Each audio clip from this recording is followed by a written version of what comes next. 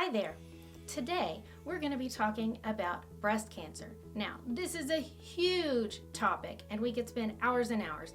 Today, what I want to talk about is risk factors and things that we can modify our risk to help decrease our chances of getting breast cancer.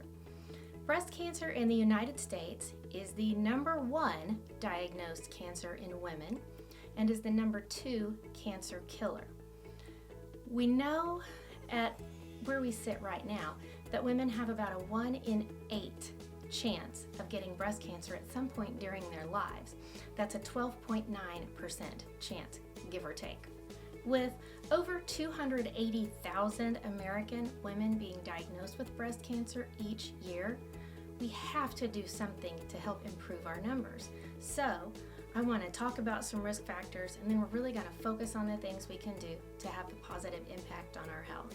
Authorities estimate that about 50% of women who have breast cancer have some identifiable risk factors.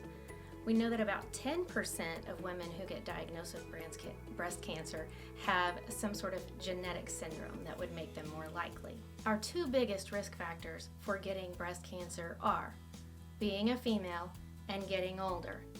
We can't do anything about those risk factors. Also, we can't do anything about our genetics.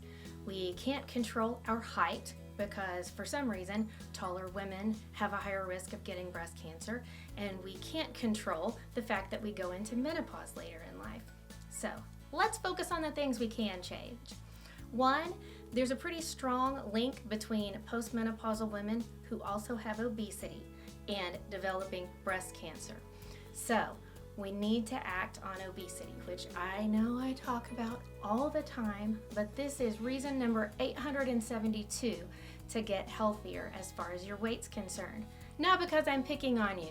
Trust me, if I was picking on you, I'd be really mean about it, probably. But if you can get a handle on your weight, you're going to improve your chances. If you are a smoker, it also increases your risk factor for breast cancer. If you're having trouble quitting, then talk to your doctor because there are definitely things that they can do to help you in your journey. If you drink alcohol in excess, 2 shots of vodka. that also increases your risk of developing breast cancer. So I know Dr. Mindy hates us and doesn't want us to have any fun. So put down the alcohol, put down the cigarettes, and take control. Increasing physical activity also leads to a decrease in breast cancer, as well as prolonged life, less chance of heart disease, among many other things. So again, I'm harping on it, be more physically active. I'm looking in the mirror when I say that too. A lower fat diet seems to also decrease the risk of breast cancer. So cut fats out of your diet where you can. That doesn't mean that you have to eat the weird no-fat cheese that doesn't melt in the oven, that kind of stuff, but try to decrease some where you can. Long-term use of combination hormone replacement therapy, meaning estrogen and progesterone mixed, does appear to increase the risk of breast cancer. So this doesn't mean that nobody should have hormone replacement. It just means you need to talk to your doctor about your risks, and you want to stay on the lowest dose possible for the shortest amount of time.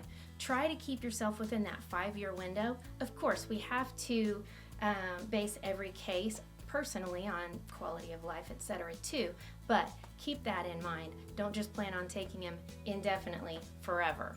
October is Breast Cancer Awareness Month, so let's take this opportunity to really start addressing our breast health and just make sure that we're keeping things as healthy as possible. Don't forget to go get your mammograms every year, and if you have a risk for breast cancer in your family, you may even want to talk to genetic counselors or go to a breast cancer center nearby where they can enroll you in a high-risk protocol.